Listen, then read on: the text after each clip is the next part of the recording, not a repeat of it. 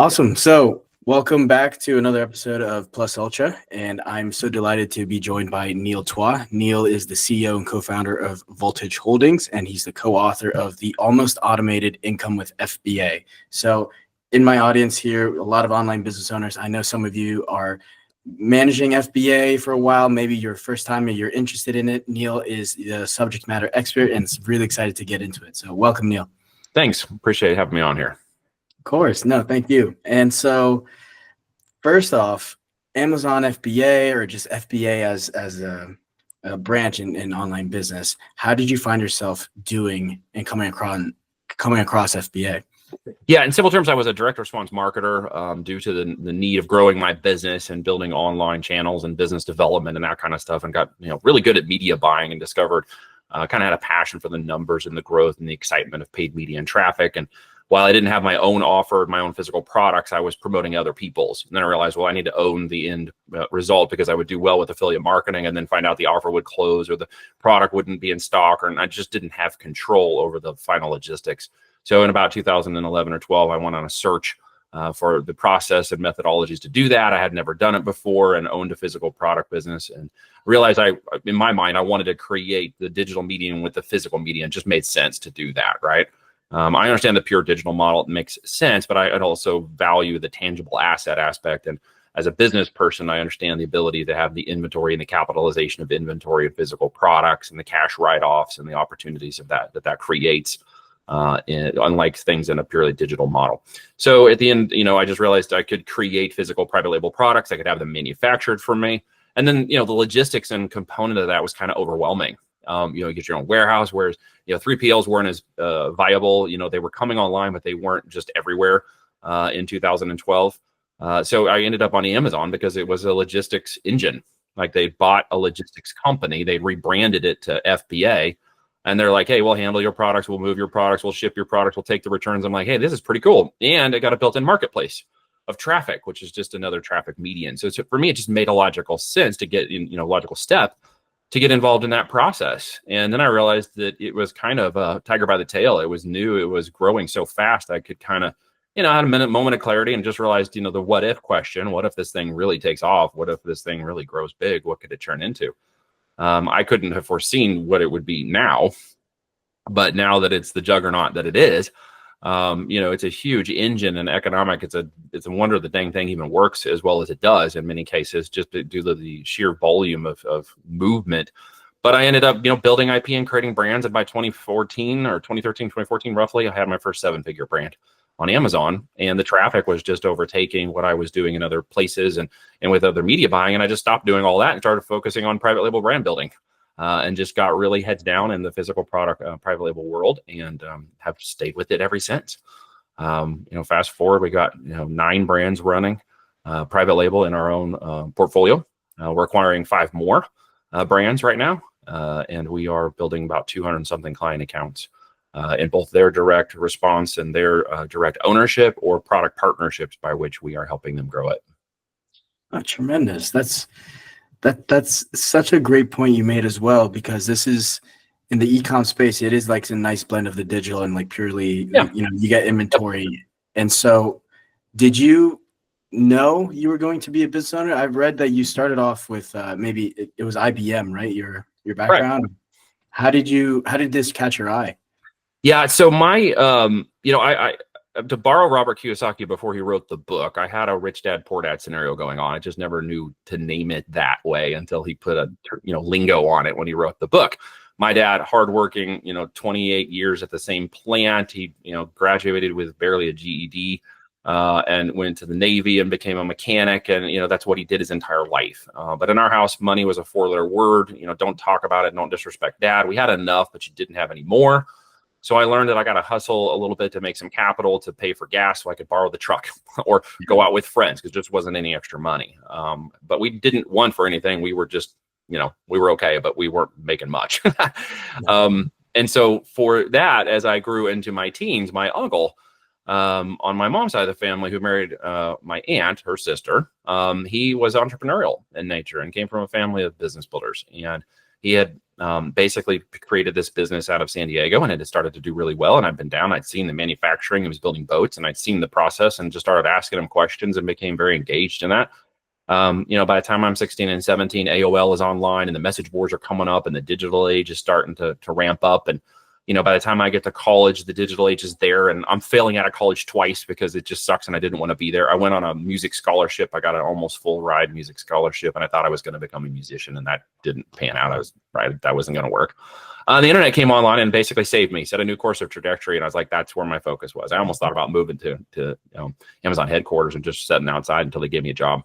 Ended up at a different route because academia did not have the capitalization necessary to really keep up with it. They didn't have the skills, the marketing, the language. We were putting together the PCs and learning how to do it on the fly. And I remember cleaning out a room and putting in the new, lab for the first time. And so it was just a transitional time of great change. But he just kept pushing me, do my own thing. And I just wasn't ready to do it yet. It wasn't right. It wasn't the right time. And I jumped into the corporate world because that was an opportunity. I actually got to be in Sprint. Took a job in Kansas City as a contractor that led me into a full-time, and I got to be on the first release of the mobile phone in the Sprint PCS division for the first time. I got to watch that company blow up from the inside out. The 5 years I was there, we grew from 5,000 employees to 80,000 employees. The mobile age was there, and I got to see a hyper-growth situation inside of that corporation, and we led new things that no one else had done before, which was super cool. IBM came to help them, and IBM, picked me up after a year of working cross teams. They said, hey, we want you to come work for us. Flew me out to Armonk on a handshake. And 20 minutes later, I had a job at IBM. Still no degree. And basically spent nearly 5 years working inside of IBM until 2007. He died in 2005 in an air crash in Wyoming. And so we never got to finish having that conversation. But that 2-year stint after he died, everything just rattled and echoed in my head. You have to change. You need to go for it. This is what he always wanted you to do. This is the opportunity you're missing. You've seen what it looks like. What are you going to do about it? And in 2007, IBM gave me an opportunity to make a choice. And I could have gone right or left. Left was to go down the path of continuing consulting and finding more opportunity in that business and looking for new opportunities. And they were going to potentially move me to Argentina, which I wasn't super cool about. But I was like, well, I might take that route. Right was burn the boats and leave. Fire the man and go out on your own. This is your make or break moment. Like, take the early retirement and just go with what you've got. I just gotten married in March of that year too. So that was kind of a tough choice. My wife is an RN degree, and she was on her way to becoming a nurse practitioner, and she had a job. And so there was some income, even though I was going to lose my income. And so we're like, hey, you know what? We're young. We're just married. Let's make a go of it. And, seems like super cool in hindsight, but it was really difficult in that first year, right? Is it would foreshadow the idea that you could predict the future and then not want to do those things or change those things. If I maybe had known what was going to happen in that next year, I might have said, well, left was good. I should have gone for the job because my income was gone. We were living off of, the severance package and her income. And then we got pregnant. And then she ended up on bed rest. And so she had to leave her job by December of that year. So we had gone from high income dual, family to, being pregnant and her on bed rest with no income in the first year of my business. So it wasn't the most easiest, but I had burned the boats. I'd said, no more, I'm out. This is it. I'm doing anything, we're going to figure this out. And, through the grace of God, my wife was like, cool, let's do this. I'm with you.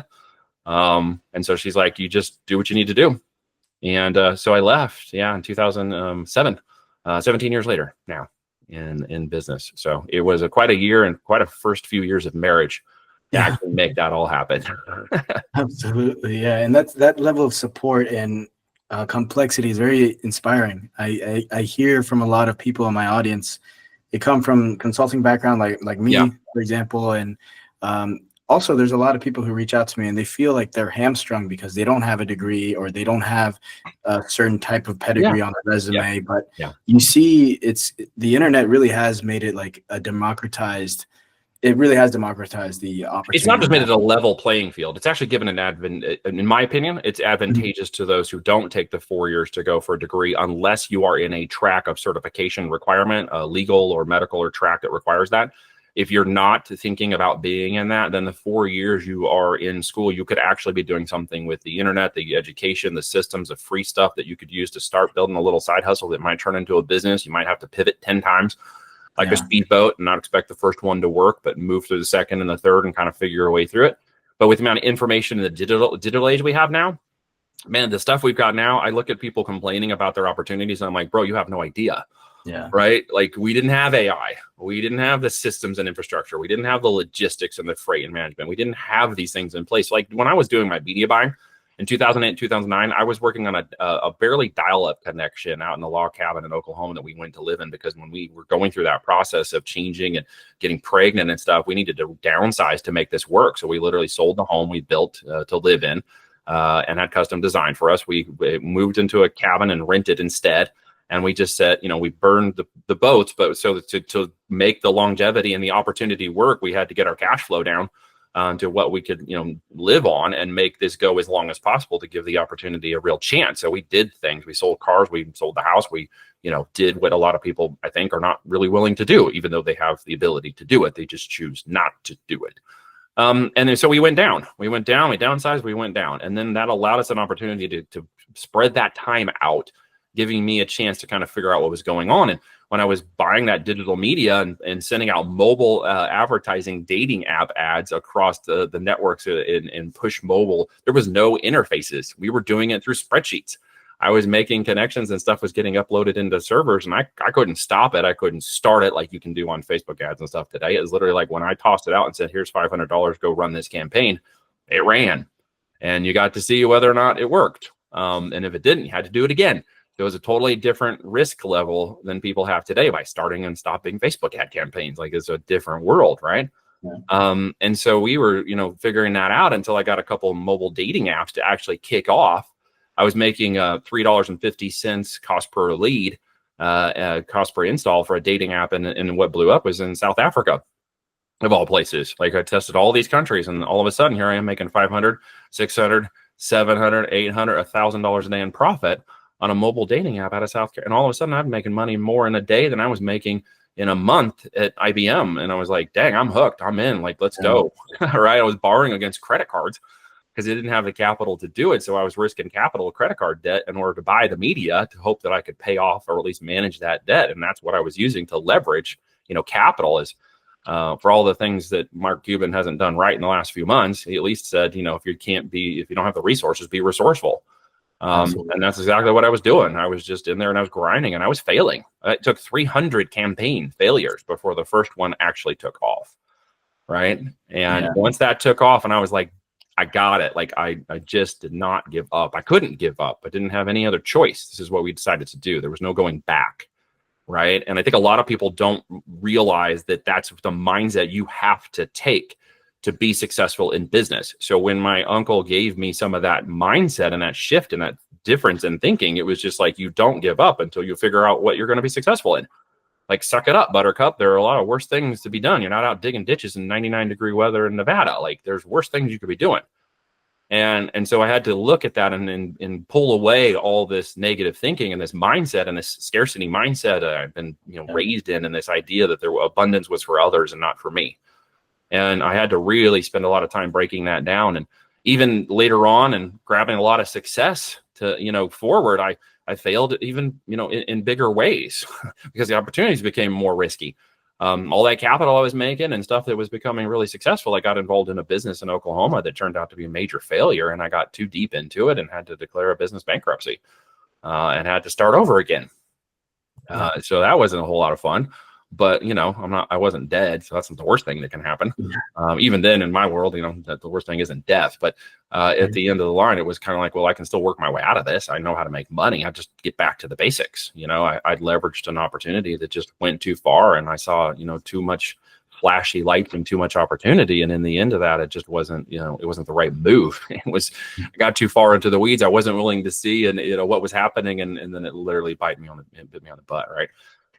That's just one of those learning lessons that I wouldn't have changed. People ask me and they're like, hey, would you go back and redo that? Or would you change this thing? And I'm like, no, absolutely not. I would not.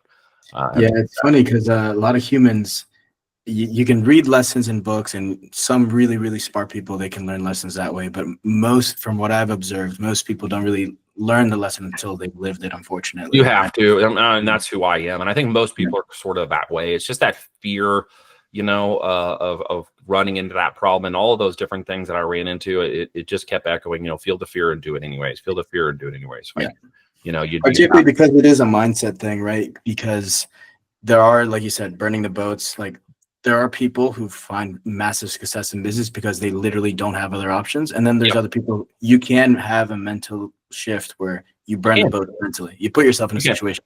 We call it the emotional valley of despair. When you're down below, there's this emotional cycle of change. You get excited. You think this is going to be a great opportunity, and maybe you ride a little too much hope on it, not enough pragmatic thinking. And so you think, well, now, a year from now, I'll have my Lambo, instead of, hey, you know what? I'll get my Lambo when I get my Lambo. It's a very different thinking. It's the abundance that it's there. It's not a pressure of when it happens. It's the idea that it's going to happen. Yeah. Right. Without criticism of beliefs, but it's just a faith-based thing that says I'm going to believe this is going to happen, even if others can't see it, or maybe I can't see it right now. I'm going to believe it's going to happen, and I'm going to hold that against the wind. I'm going to hold that against the tide. I'm going to hold it against the negative feelings. I'm going to hold it against family and friends and people who are going to try to shoot me down and say you're an idiot, because I had all that too, right? Like, why don't you go get a job? You guys are bankrupt. This is stupid. This is your chance. This is your time to give up the business idea. Like, that was a great, failure and all that, and it was a good run, brother. But now you need to go get a job.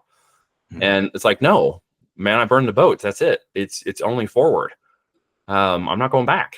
And I think if you can really just, like, that wasn't something I grew up with. That was something that time, failure, and success conditioned me to understand. And if you want to get into that mindset, then you're going to have to do something to allow yourself to walk that path, right? And not feel that failure, but know that you're going to fail. Expect failure as a part of the process. Analyze where you're winning, and then focus on those wins. Now, it took me 17 years to figure it out, right? It doesn't have to take anybody on this call 17 years to figure it out anymore. I mean, we do things in 3 to 5 years that took me that long. We build businesses to 7 and 8 figures in 4 and 5 years, and that used to take decades to do. So the mechanisms, the AI, the speed, and yes, that is not a notification on my watch and annoying. That is actually a chicken, because I live on 50 acres in the country.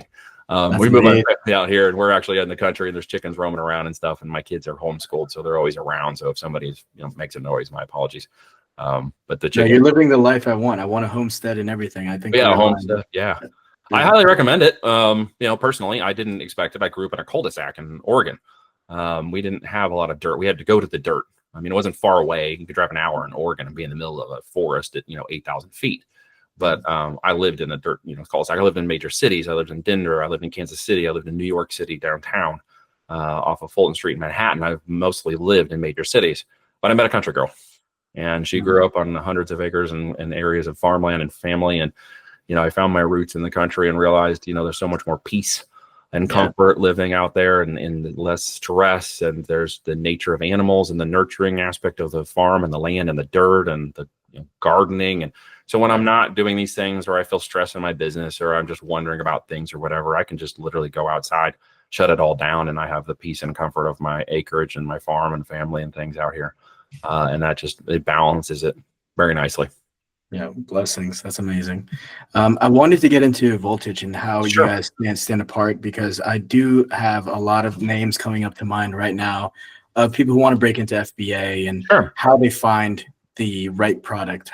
How do you find the right product? And we call it what the bleep do I sell? Yeah. What the heck do I sell? It's one of the biggest questions most people have. And then behind it is like, how do I finance it? What's the money? What's it take to actually do it? And then I've never built a brand, and how do I actually build a brand and make that work? And how do I get traffic and energy and resources off of Amazon to make sales and get visibility to my products? And then, as we call the platinum principle, how do I build all of that so it's worth something? It's an asset. While we focus a lot on the Amazon FBA channel, I will make sure everybody understands we are an omni-channel incubator. So we will do multiple sites and sale places like TikTok shops and Shopify and direct to consumer and Walmart and anywhere else it makes sense to take that brand to roll it out holistically in what we call a halo effect. Okay. But we start on Amazon FBA first as an incubator of brands to go out and say, okay, there's $480 billion every year in third-party seller money to go get on that platform, right? It's there. It's buyers are there. It's cash flowing. It's 24/7, 365. I don't have to guess if people are buying and how much they're buying. It's setting on there. So I take people there first, because one of the biggest things I have learned in my experience as a media buyer is eyeballs on the offer. You got to get the right person to see it at the right time with the right intent, right price, right brand, right name, right everything. And spend a lot of time in that platform learning how to control the demand that is in that platform. We call it demand capture now, right? It used to be demand creation back in the day, but now it's demand capture because it takes up 30% of the market. It's 480 billion in third-party sales. It's almost 900 billion in total sales. That's a juggernaut of information. It's something like 49% of all online sales now and 20% of retail. It's huge. So it has become this monster of where people go to buy. If they end up on Shopify, they'll sometimes end up on Amazon. If they go to TikTok shops, a lot of times they end up on Amazon because they can't trust and know the mechanism. They have credibility in the brand. So I just leverage a brand no one's ever heard of and put it on a platform where people are already buying products. And the question is, what the heck to sell? Well, Amazon already tells me all that data, right? Between my algorithms and experience and what we use in our brands and products from 12 years of doing this.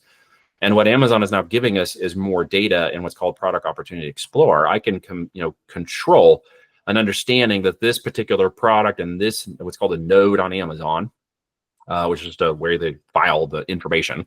And these particular 25 brands are making the top 50% of all money in that node. And there's 15 million searches for just that product on Amazon every year. Okay, now I know my market share, I know my opportunity, I know which products are there. The question is, can I make it profitable? Okay, can I get the numbers to work correctly? And can I get that market share? Could I get 0.01%? Can I get 1% of 15 million searches a year? And if I've got a net profit minimum requirement, which I do, of $12 in net profit, then I know what the possibility of that product is going to look like in years 2 and 3. Okay. So year 1 is build, year 2 is grow, year 3 and 4 are scale. That's our methodology. Okay. And there are fundamentals of how that actually gets built. And literally the numbers and the data and the profit requirements answer the question, what the heck am I going to sell? Because there are, again, 480 billion in sales from third-party sellers on Amazon. There's a lot of data, a lot of proof. Okay. And the average seller makes 250,000 a year on Amazon. Okay. So the opportunity is setting there. The data is setting there. You just need the methodology to know which products to choose and which data set not to choose. We call it the green light process. It literally comes down to about 4 data points that make up literally the culmination of whether or not this product can be successful or not. Okay. And net profit is obviously one of the biggest ones. It's how much I can make per unit. So I know how much I can pay myself. Okay. On top of that, you have the landed cost of the product. You've got the marketing and the fees built in for the platform and the referral fees. Yes, you have to have cost of fees, and everybody argues Amazon, takes a lot of the referral fees and marketing fees. Well, I've been a media buyer, like I said, for a long time. When you get in and start sending a lot of traffic, there's a lot of cost associated with buying that traffic.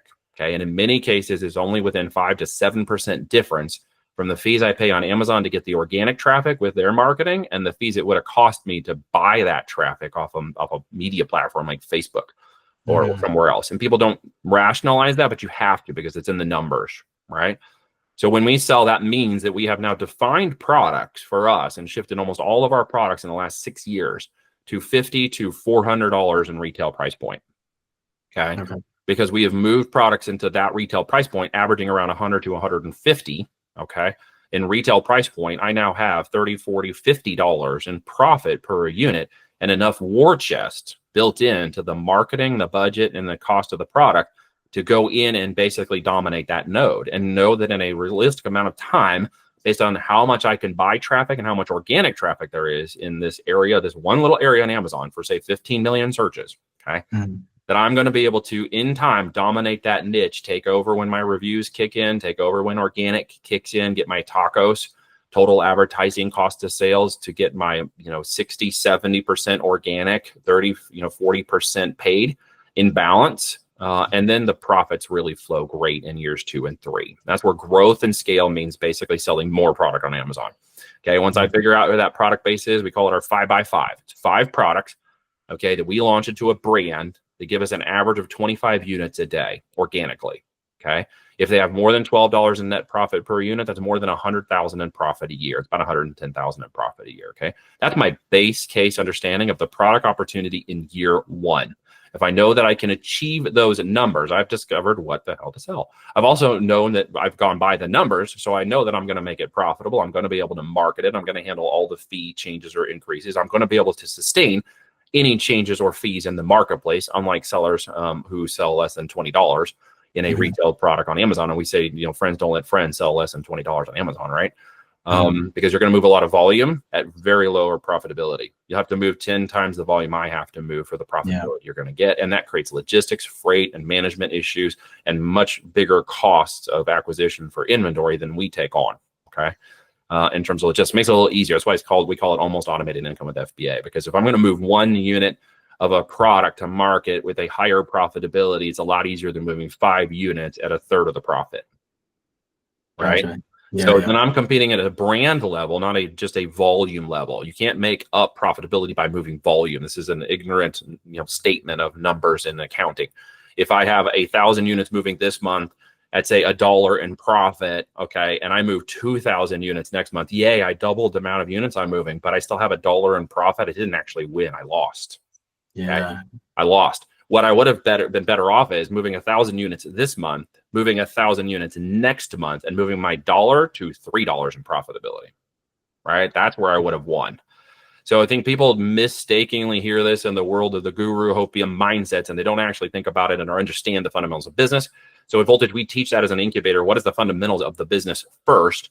Understanding, not just what the heck I'm going to sell, because at the end of the day, what I teach people is you can put anything in a box and sell it to people as long as you know it's profitable and you understand who you're selling it to. You lock that in, and then the whole pipeline of additional branded products will go along the line. Like, think about Apple, right? If you have an Apple Watch, you probably got the iPhone, you got the iPad, you got the iMac. You simply bought more of the same product and different packaging. And we borrow that same retail structure on the e-commerce world. So as we lock in at 5x5 products, and one or two of those products kick off, we simply go deeper into that product line. We hedgehog, as Jim Collins says, good to great. We hedgehog. We go more into those products, and we simply widen the base out of more of the same product and different packaging in that same customer segment to take over more market share and take over more of that 15 million searches.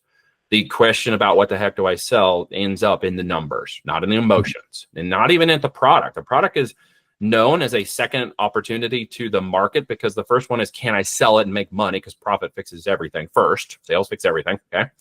And the second component is, as long as I create a good product, not a Me Too product, I actually create a great product, then I know I'm going to get the reviews and the engine is going to turn. The reviews are going to be positive. The engine, so you sell a great product. And we sell everything from air mattresses to ice machines to all kinds of stuff. At the end of the day, again, it doesn't matter. And people are probably like, well, what product do you sell? Actually, it doesn't matter. Okay.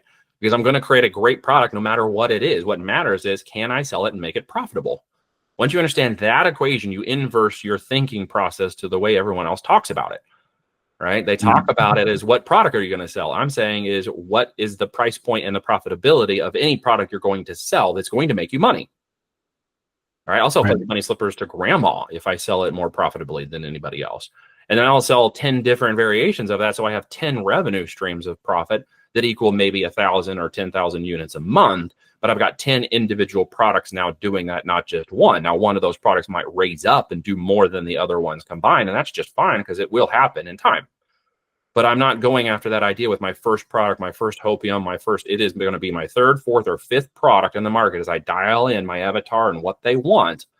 And I'm testing this first, always testing first, and then deploying good money after what's working. So I'll test 100, 200, 300 units first. Find out, does it work? Did I get the narrative right? Are they buying the product? Did I get any organic good reviews? If all those things check the box, I'm ordering thousands of units confidently, and I'm going to market in a big way, because I'm going to go buy my way into that market. Right? I've got the profitability to overtake that node and buy my way. And that's what real businesses do. We acquire those customers. We grow those customers. We incubate those products and brands. And then in 3 to 5 years, because we built an asset, okay, it's worth more in the end than at any time during the business building phase. So we now have an asset we can sell. An IP branded company can be sold for 3 to 15x the profit when these are done correctly. Omni-channel profit markets on Amazon. Now we got TikTok shops and wholesale or some other channel of revenue occurring. You can see up to 15x on those businesses. So these are great assets that people can build, but you got to think about it in 3 to 5 years, right? Do something that no one will do in 3 to 5 years, and you can live like no one else can after that.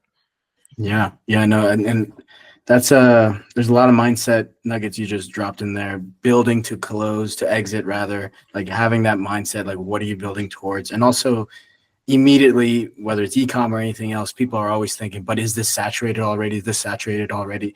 It's so relieving to hear you say what you've said. It is, dude, there's 15 pizza companies and 15 burger joints and 20, shoe brands. Why?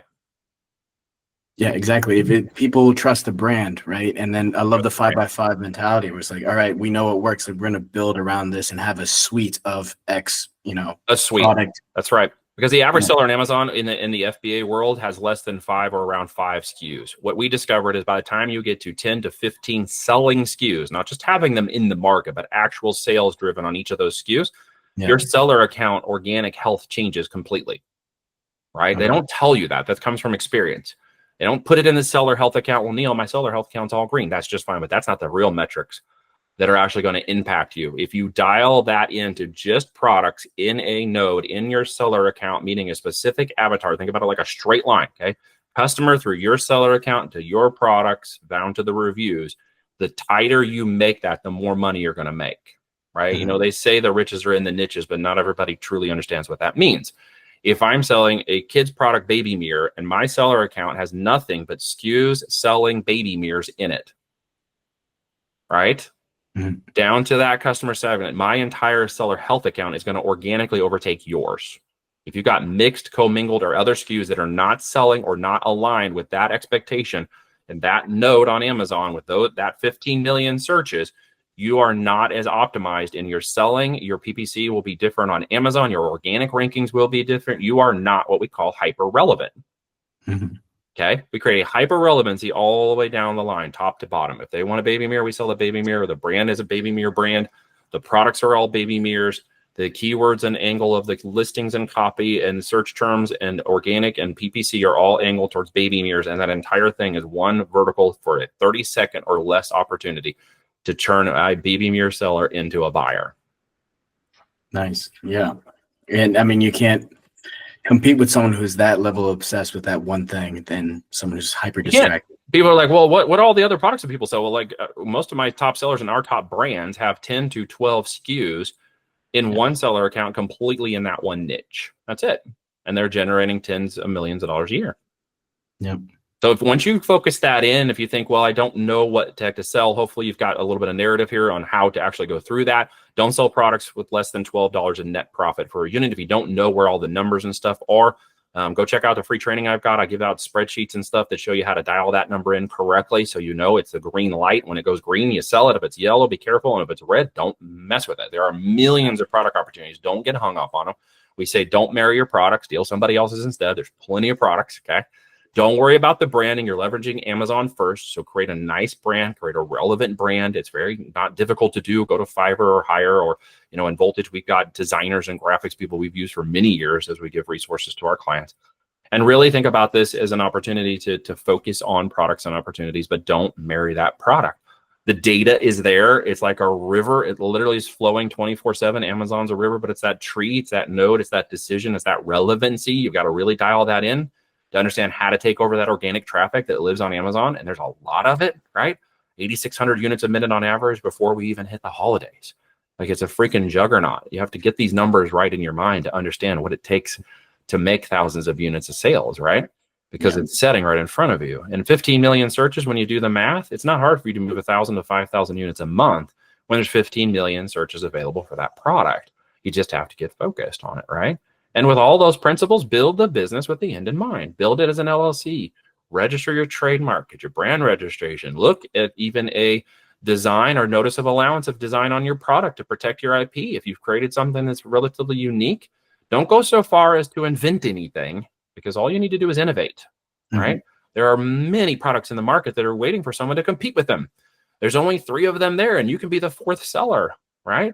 With millions of searches every year that you could take a percentage of. So the opportunity is sitting there, and quite frankly, headed into 2025, as of today, I'm super excited as to what it means. America's going to get a lot of its manufacturing back. The opportunities are going to go greater. I would be very concerned for those who are heavily leveraged in China right now. Just as a warning, you have until January roughly to start thinking about how, or taking, initiative to look at how you create redundancies in your supply chain and manufacturing. Do not be a victim of the marketplace. Okay. Do not assume things are not going to change because it looks like they're going to change. That's just business. So, plan accordingly. Vietnam's a great place. India, Pakistan, these are manufacturing places now that have capabilities that China has. You need to look outside of that space just to be aware that if certain things come into place in the business world, can your costs sustain it? And there are a lot of sellers on Amazon, I happen to know for firsthand, are going to suffer if those things occur.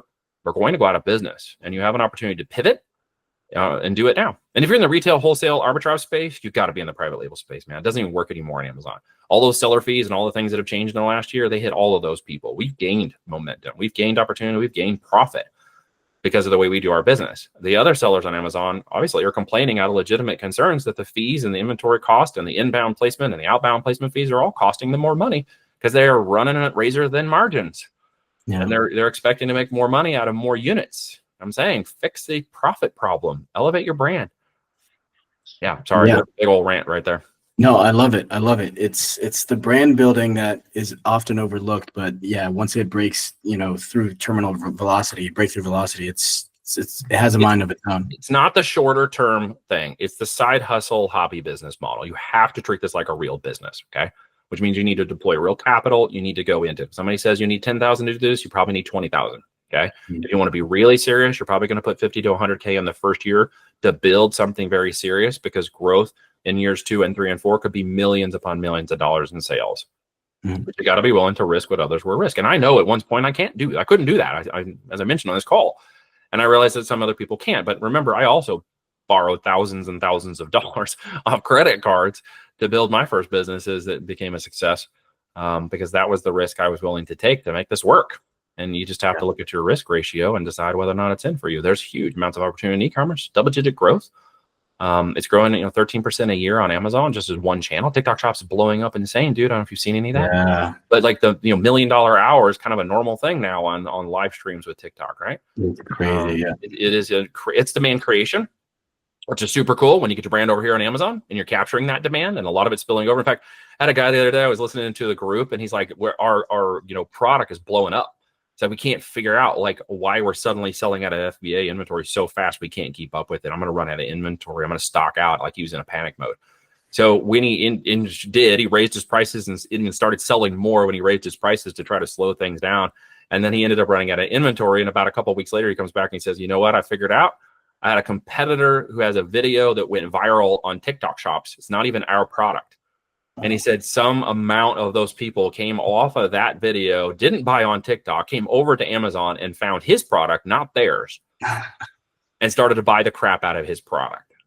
Brilliant. Right? Brilliant. So the demand was created by somebody else, right? Which could happen to you too. Or you can go over there and create your demand. Okay. You don't need to go twerking on, I don't go twerking on TikTok. You don't need to twerk on TikTok. I got a pretty good following, about 50,000 followers on TikTok, where I talk about these things. In terms of creating demand and growing, influencers and building up demand creation out of those platforms and live streams and influencers and stuff. When you develop a brand on Amazon, you got that infrastructure in place and you can handle it.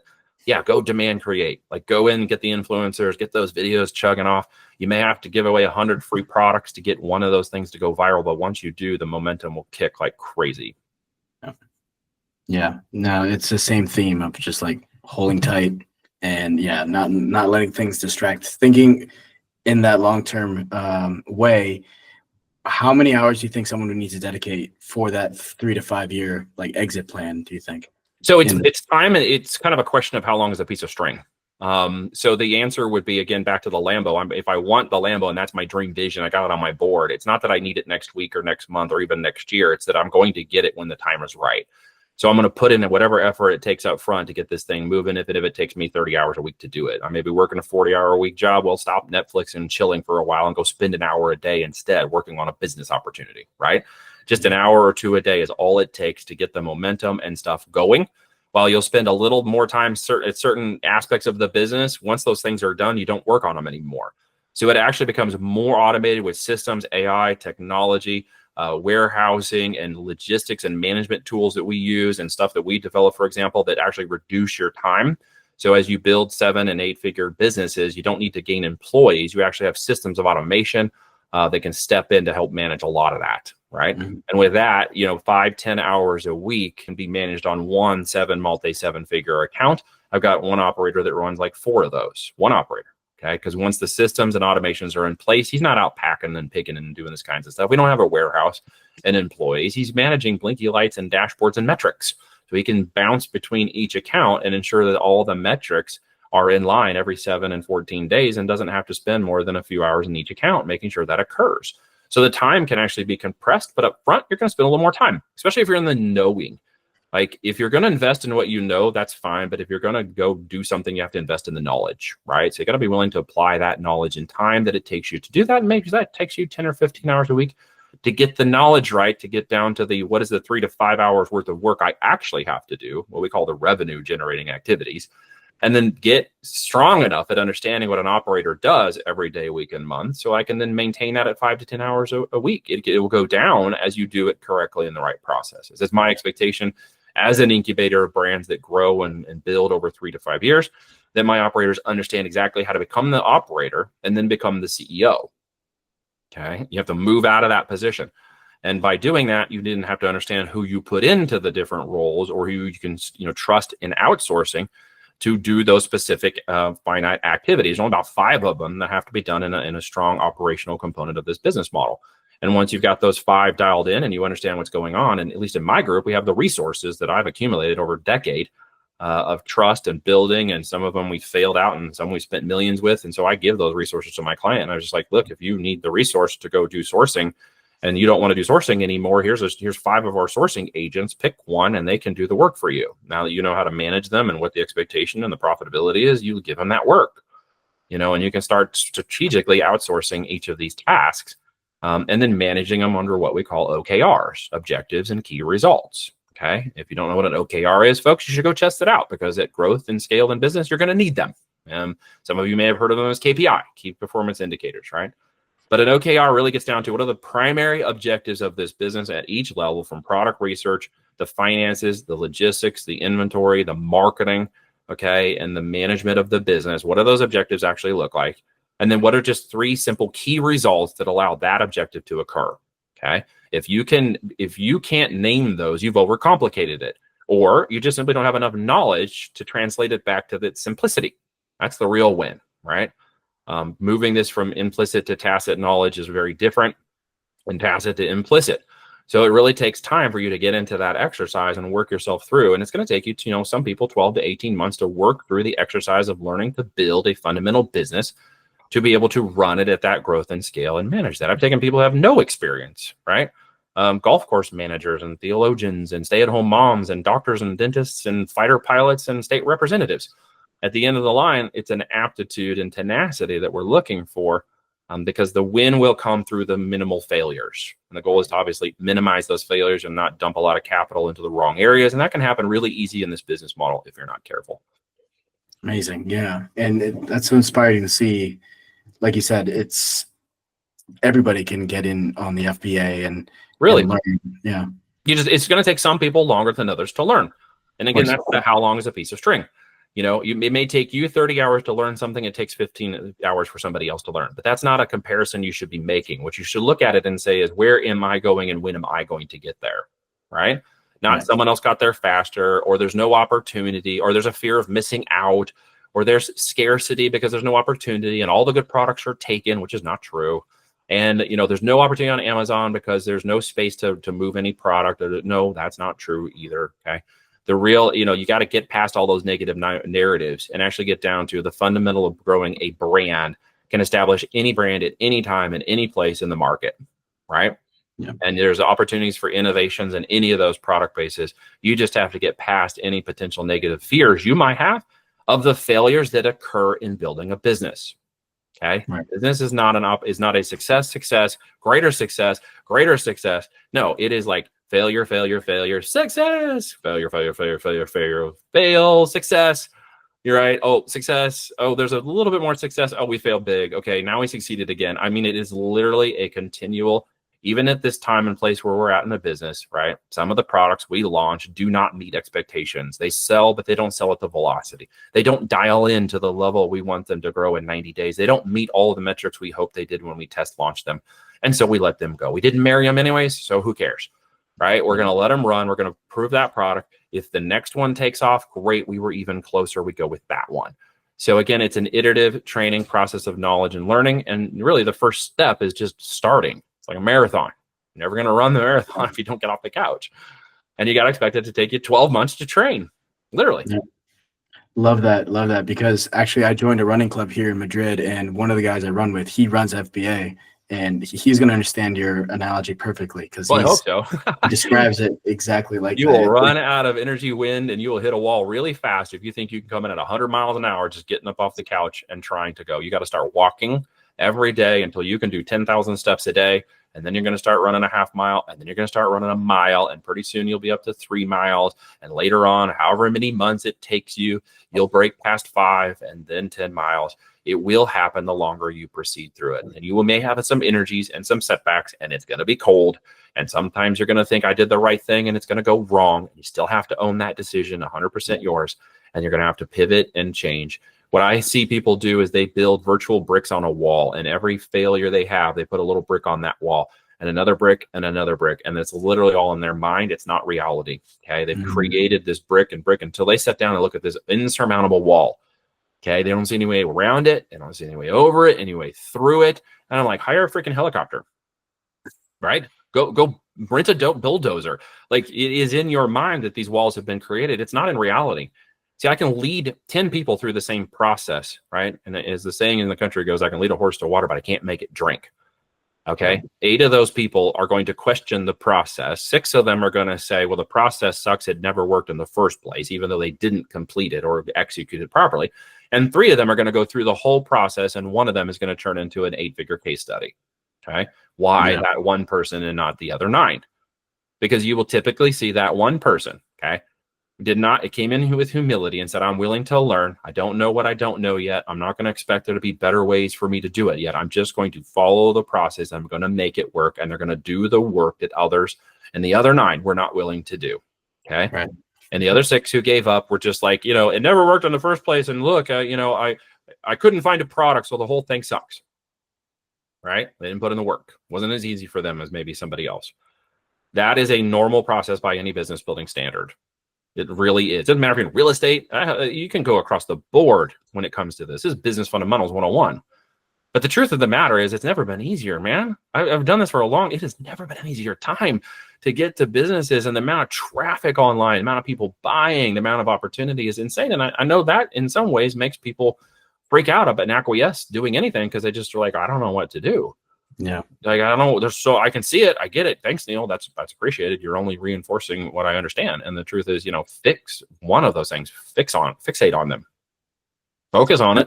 Yeah. Until you feel like you failed at every level possible, at every angle you tried, and then try another one.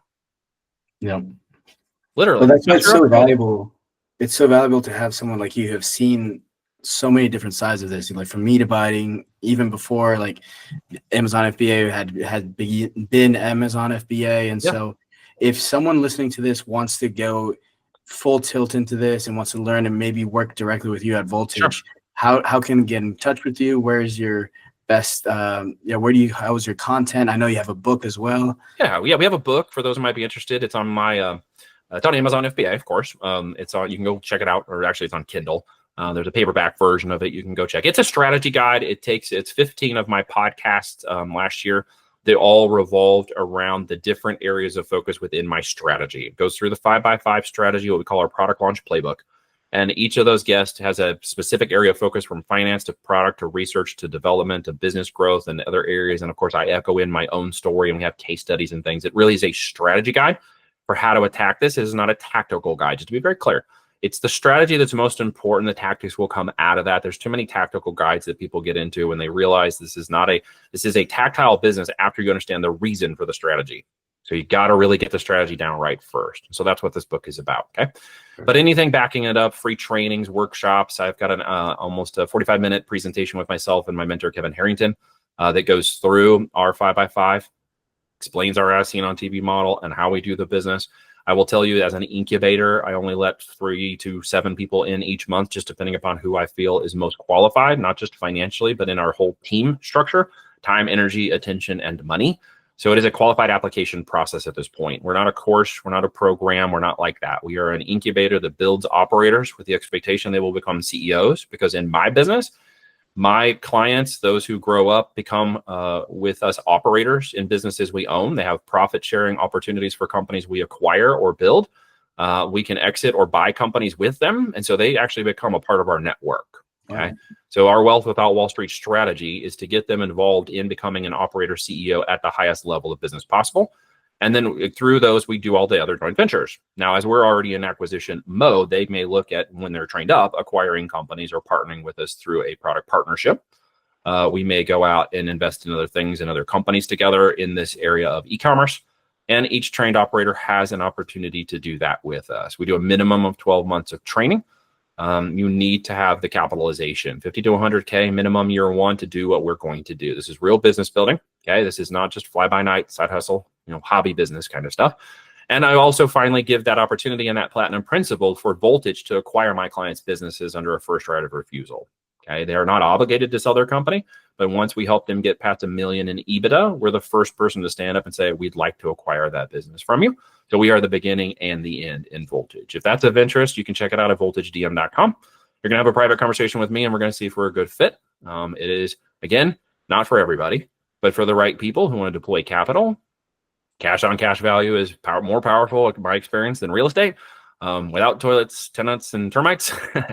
And as far as I'm concerned, I'm going to be here for the next 20 years. Physical products and private label aren't going away. It's the second oldest profession in the world, buying and selling goods, right? The mechanisms are changing and AI is adapting. But if that's of any interest to anybody who's listening to this, we work with existing brands as well under a very similar criteria of evaluation. If we think we can help you, great. If we can't, I might take you to somebody else who can help you. Or we work with startups or new incubators as well. Tremendous, Neil. That's been very insightful. Thank you so much for your time. My pleasure. I know a lot of people are going to get a lot of value from this, and you might hear from some people who've been referred through this. Thank you. Thank you for your time. I appreciate it very much. Of course. Awesome.